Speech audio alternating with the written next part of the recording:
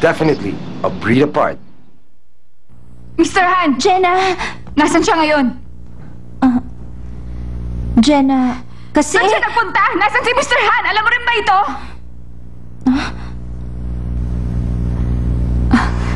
Alam mo rin ito, di ba? Hindi niya sinasagot ang mga tawag. Wala din siyang balak na sagutin yan. Ay, paano niya nagawa to? The subscriber cannot be reached. Hindi to trabaho ng reporter. Hindi to gawain ng reporter.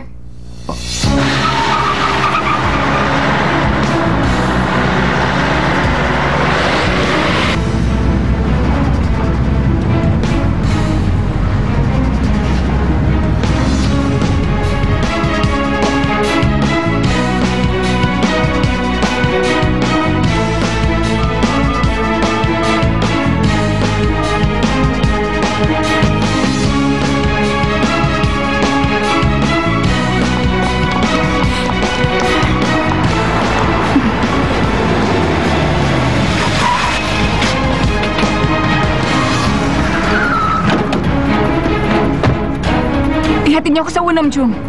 Jenna Kim! Jenna!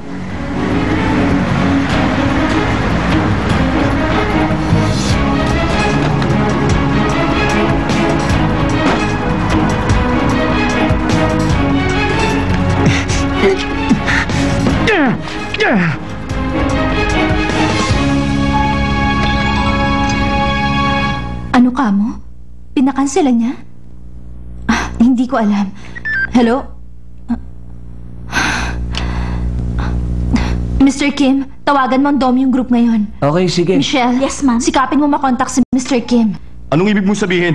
Ba't kinancel ang demonstration event? Alam mo bang handa na kami at paalis na sana? Tumawag sa dito ngayon lang. Mga baliw pala sila eh. Paano kung i-cancel nila ang kontrata sa supply ng karne? Sandali lang, Victor. Jenna Kim? Nasaan ka ngayon? Hindi, sa labas na lang tayo magkita. Sige. Papunta na ako doon. Excuse. Okay. Jenna? Si Jenna Kim? Pero paano to nangyari, Jenna? Paano naman nakalabas ang article mo nang hindi mo nalalaman? Kasalanan ko ito. Hindi ko itinago ng mabuti ang mga files ko. Alam mo ba kung anong nangyari dahil sa article mo? Hindi ko alam kung anong gagawin. Maaaring hindi na kami makabawi. Ikinalulungkot ko, manager. Talagang ikinalulungkot ko. Anong maitutulong ko sa inyo? Gagawin ko ang lahat kahit ano. Wala kang magagawa sa ngayon. Kaya nga, gusto kitang makausap. Para matanong kita kung totoo nga ba ito. Sabihin mo lang sa akin, totoo bang tinangkang itago ni Director O ang mga sangkap ni Patrick at dahil doon umatras siya sa kompetisyon? At umalis?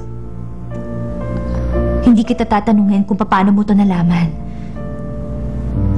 Pakiusap, Jenna.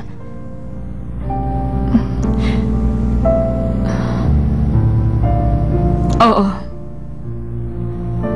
Totoo nga yun.